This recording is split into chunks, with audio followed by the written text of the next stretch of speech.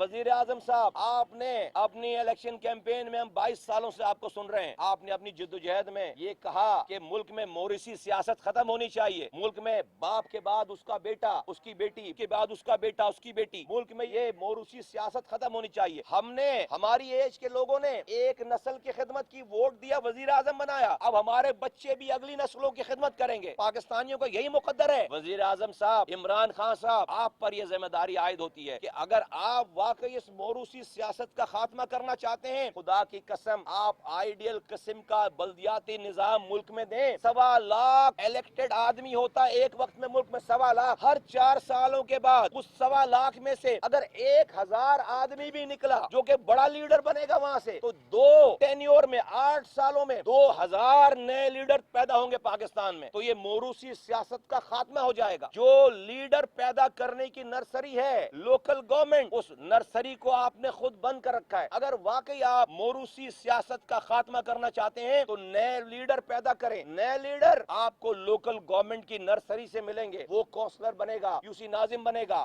Mayor بنے گا، M P اے بنے گا، وزیر بنے گا، وزیر اعظم بنے گا۔ 8 سالوں میں 1.25 لاکھ لوگ ہوں گے، 1.25 لاکھ، 2.5 لاکھ لوگوں میں سے 2000 آدمی تو نکلے گا بھائی، 2000 بندے تو نکل کر اوپر جائیں گے نہیں جائیں گے؟ تو آپ کے ملک میں لیڈروں کی بہار آ جائے گی۔ یہاں تو قحط الرجال ہے، ایک باپ کے بعد اس کا بیٹا، اس کی بیٹی، پھر اس کے بعد اس کا بیٹا، اس کی بیٹی۔ یہ ڈرامہ پاکستان میں بند ہونا چاہیے۔ جتنا جوس تھا پاکستان میں وہ نکل چکا، بڑی نسلیں کھا گئی پہلے والی، اب نیچے بچوں کے لیے کچھ بھی نہیں بچا ہے۔ پہلے بنا تو لو اس کو، پھر دوبارہ کھانا، پہلے بچا تو لو پاکستان کو، پھر کھانا بھائی، اب اگلی نسلوں کے لیے کچھ نہیں بچا ہے کھانے کے لیے۔ تو میری وزیر اعظم پاکستان صاحب سے یہ گزارش ہے۔